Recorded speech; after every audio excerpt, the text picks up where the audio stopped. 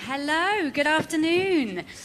I'm not sure if being the last is the best place to be in a day, but either way, I'm incredibly excited to be here, so thank you for hanging around. I'm going to take the conversation up a little bit, so away from product, away from innovation on the actual platform, and answer this question, which is, where does the secret for tech really sit? Could you remove these for me as well so I can move? Thank you. Otherwise, I'm going to fall over and fall into all of you guys. So what I really want to look at today is the future. And this is where I want to start with you by asking you this question. Can you predict the future? Because I can. And I'll tell you what it is. It is that everything will change. How do I know that? Because it is the only constant in leaders' success, right? Just when you think you've mastered it, you heard from these gentlemen, just when they've got the platform right, they change it. They innovate again. What we know about the world that we live in is that every time there was an industrial revolution, we have fast-track development. But in history, all of those industrial revolutions were about the products themselves, the tech, the production line. But the fourth revolution, that is not about the product. The fourth revolution is about us. Tech today is doing this all the time. Healthcare, infrastructure, education, environment, information. Every day we are seeing tech evolve the way we live, the health that we experience, the connection that we have. For me, this is where we're going. The fourth revolution can no longer be about the product or the platform, however brilliant they are, and however many World Cup matches we can watch on there. Because the fourth revolution is about society. Technology today is shifting our social behavior, not just how we shop and how we order our food, and whether we have a full basket or not, which is incredibly important, but how we live. It's not lost on me often that I get into an Uber or a Grab. I live in Malaysia, so we have Grab. When I think to myself, it wasn't that long ago that I wouldn't just get into a random man's car and say like, hey, take me home, right? Massively changed our behavior. Imagine, especially women in the room, when we were like 15 years old and we told our mums, hey mum, don't worry, I'm going to get in a guy's car and come home. They'd be like, what? Okay. Tech changed that. The same with Airbnb. When would you just have like messaged someone online and been like, hey, I'm coming to stay. Can I sleep in your bed? Right? Tech changed it.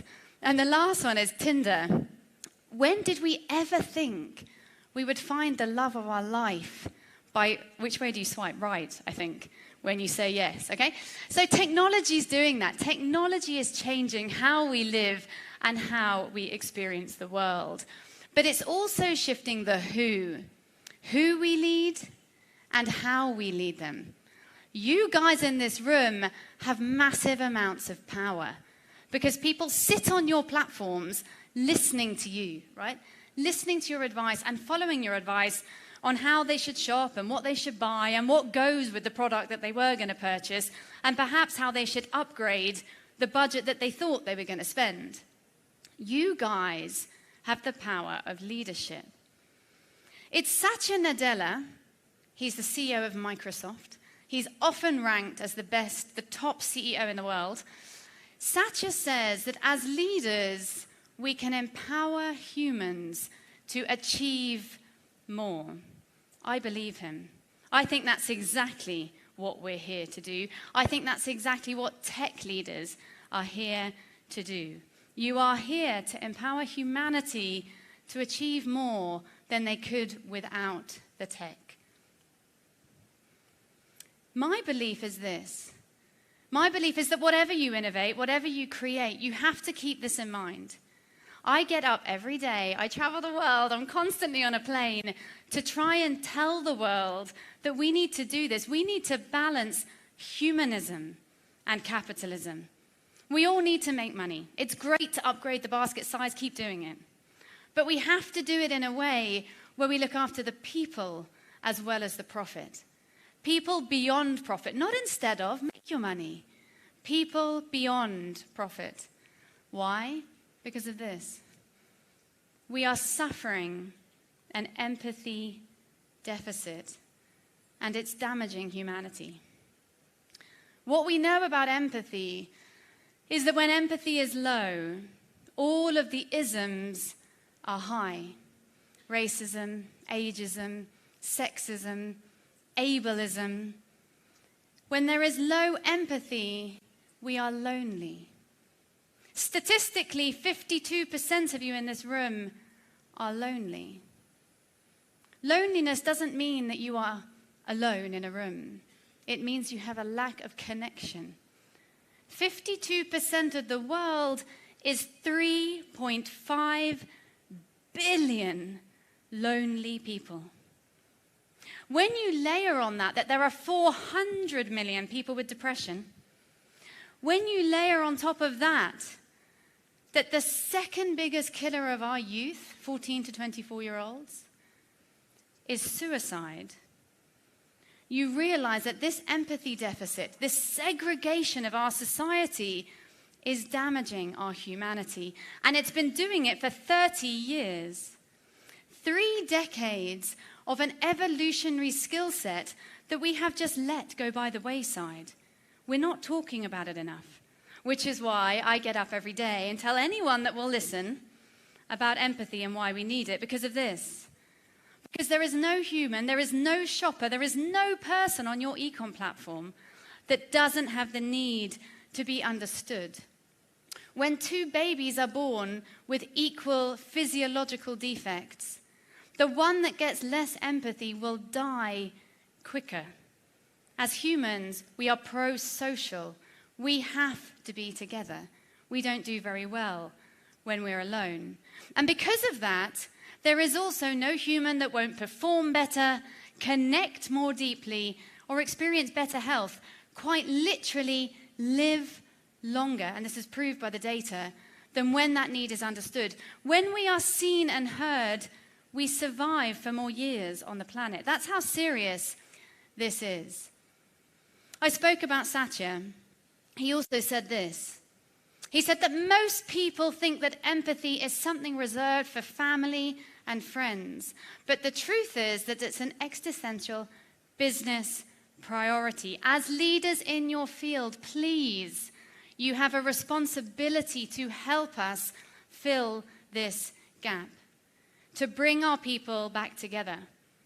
So when I say what is the secret behind tech success and that it's not the tech, you probably already guessed it. The secret is you. The secret behind tech success is your leadership, it's your people, and it's your customers. It's the humans behind the platform. And I don't think we spend anywhere near enough time talking about that, which is why I'm so grateful to be here to talk to you today. And I'm going to take this in 3 weeks' time to GITEX, which is now the biggest tech conference in the world, and I'm going to tell them as well. Okay? As many people as will listen because of this. Because right now, our humans aren't doing that well. Okay? There's too many lonely people. There's too many sick people. There's too many people living segregated lives. The great news is you can solve it. This is up to you, all of you. It's in your hands. So let's talk about the empathy effect, the empathy tech effect. What can tech do to help us overcome these gaps? Well, the first question I've got is, how do we fill the generational gaps? I spend a lot of time in Sri Lanka. I live here half my time. And my biggest passion here is to talk about how we close the gap in organizations from the top to the bottom, right? The chairman, normally a man, chairman who's probably in their 70s or 80s, and then the new guys coming in at the bottom, the coders, the people that are changing the future, who might be 18 years old. It's the first time in history that we have 4 generations in one workplace. They don't speak the same language, let alone use the same apps. How do we close the gap? How do we shift away from this? Right? I hear this all the time. I was with a CEO in India just a few weeks ago. He works for a Fortune 500 business. They're 180,000 people. And he said, Mimi, the problem is these young people, they're lazy. I was like, what, all 170,000 of them? You guys are in the Fortune 500. They can't all be lazy. When we sort of went into the detail, predominantly it comes down to platform. He was telling me a story. He said, we had a client that was very upset, so I went to my manager and I said, call the client, fix the problem, and I left. I said, okay, good. So did they fix the problem? They did. So why are you upset? Because I told them to call the client and fix the problem, and they did it on Instagram. I was like, but they solved the problem, right? The outcome is the same. But he was deeply upset because for him, social media is not something in the business workplace, right? But he could not open his mind, and he is a phenomenal CEO. He could not open his mind to the fact that other platforms, other pieces of tech might be a new way to achieve the same things. How do we do that? How do we fill this gap? I'm not sure, but I'm hoping you guys do. How do we overcome loneliness? 3.5 billion people. We got to fix this. So I'm going to play you a video right now. I'm going to ask you the question, does the answer to loneliness lie in a robot? Tech team, please press play. Ellie Q, I'm home. Welcome back. I sure missed you while you were out. How was bridge? Did you win? Not this time. Dolores was the big winner this week. Oh dear. Well, maybe you'll have better luck next week. While I have you here, I was wondering, what are you planning on having for dinner tonight? I have some chicken and vegetables that I was going to cook up. Yum, that sounds both delicious and healthy. So that's AQ, and she was created to overcome elderly loneliness. And the data shows it's working. I can't imagine giving my grandmother her to like hang out and play bridge with, but apparently it's working. When they are giving these little robots to the elderly's loneliness is going down. And when it goes down, they are living longer. They are physically better after they have this robot in their house because somebody is talking to them. Somebody sees them come home and says, hey, how was bridge and what are you going to have for dinner? Okay? So maybe the answer to loneliness is in tech and maybe it's in robots. Please, nobody leave me alone at 80 with a robot. But, you know, that's one option. The second question is this. Can we reduce the world's pain? Wouldn't that be wonderful? Let's have a little look. Please press play on this video. You haven't tried virtual reality before? No, I never. How are you feeling? Well, in this moment, I just took a pain pill, which I don't care to take. We have this instinct in America to treat things with pills, and that can lead to dependency. There's got to be something else we can do. Okay, let's see what happens here. And what we found was that virtual reality can significantly improve somebody's quality of life. Oh my. Virtual reality is powerful because it's as if the VR has temporarily inoculated the brain against pain. With virtual reality, we've seen a 50% reduction in pain. So do you feel like you're in a hospital now, or? I definitely forgot I was in the hospital. So I'm going to leave it at that because you've seen enough. 50% less pain. Why are we like playing, I don't know, World of Warcraft or whatever people play on the VR headsets when we could be saving 50% of the world's pain, right? So can tech reduce the world's pain? Apparently, yes. But again, we need our people to do that. Number 4, what about inclusion? I'm going to tell you another secret. If you listen to the media, they will lead you to believe that we are more inclusive and diverse than we have ever been in history. They are lying.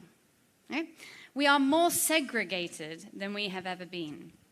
So how do we create more inclusion? Lots of phenomenal businesses are doing it within the corporate world, but what about on a wider scale?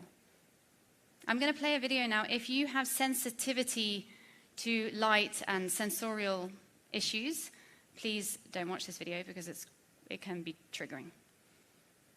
Please press play.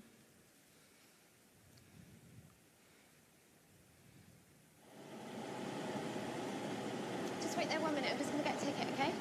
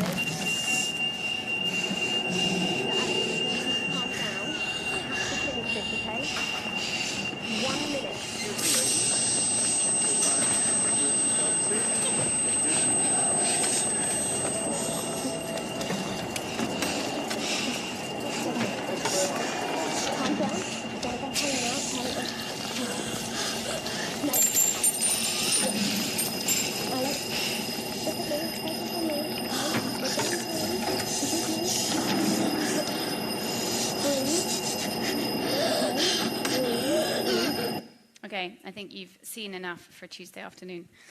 I am not autistic, but standing on stage trying to make my way through a 2-minute video is hard enough. So can you imagine how people who are living in the world with sensorial difficulties are trying to live in our world? There are all kinds of pieces of tech. Obviously, I used a video because you don't all have headsets to show you that is inviting people, inviting leaders, inviting communities to experience what that is like so that we can create a world that is more inclusive. Because if that is your world, shopping centers are really tough places to be. And if you live in any major city today, we spend our life in malls. So can tech increase inclusivity? I would argue yes. And the last one, can we create more empathy? One more video, please.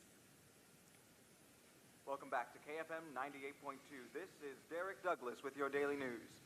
More hard times. Area employees are now bracing for another round of layoffs. This comes just 2 months after multiple companies in the area notified over 500 employees of their impending termination. Join us as we check in with our senior labor reporter. What does this mean for poverty levels? How will this affect living wage job opportunities? Will we see a push for more affordable housing? All this up next. You've been unemployed for over 2 months and you need to find more affordable housing, which is difficult to do in this area.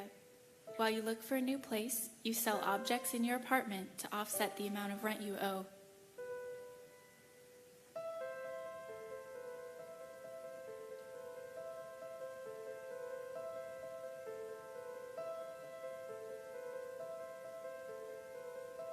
Everyone's story is unique.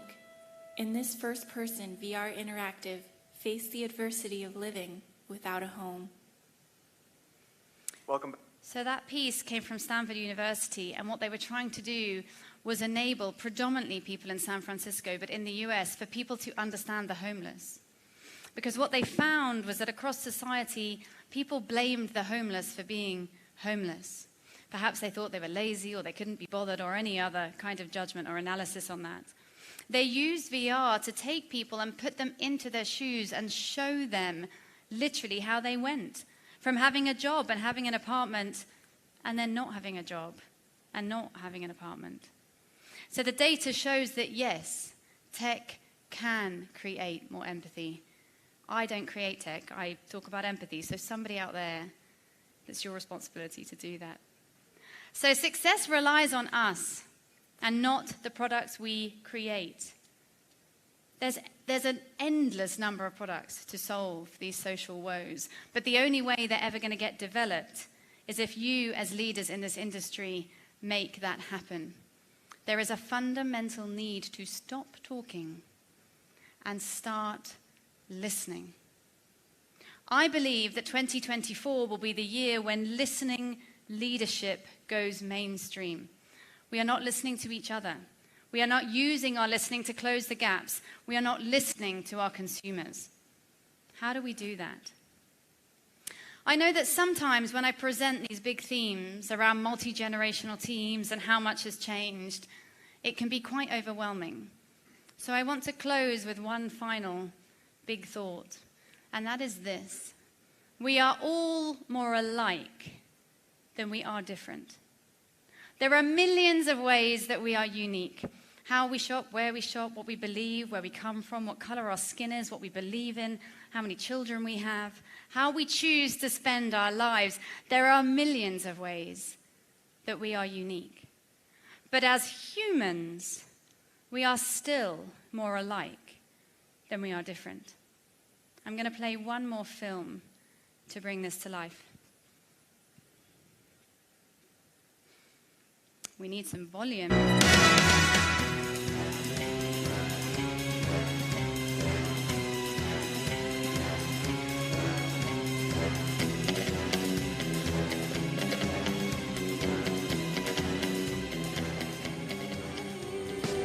let the sky fall.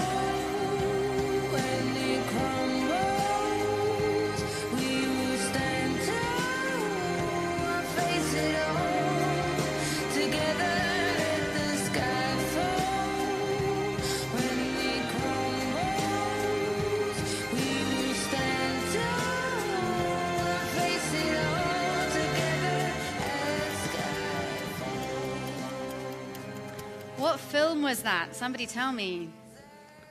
James Bond. At least you were watching Bond on a Tuesday afternoon. That was James Bond. And the reason I share that is to basically tell you one thing. What I noticed from that movie is that from 1962, it's been a total con because they've basically been making the same film over and over again, right? But the reason I use that example is because it just goes to show that from 1962 until now, and let's be honest, the world looks extremely different. We're all exactly the same, right? We still want to belong. We still want to fall in love. We still want escapism in the cinema. We still want a sense of adventure and to find a hero. They know that. They've been making billions on this movie, and we're all still watching it. And when the next one comes, whoever it is, I'm going to miss Daniel, but whoever it is, we will all go back again from 70 to 17, okay? They have got it absolutely right. So what do I want to leave you with? I want to leave you with this. It's really important that we come together in these summits and for Daraz to host these conversations about how we improve and build our platforms. But if we don't put the people first, there will be nobody left to use your platforms. I believe this.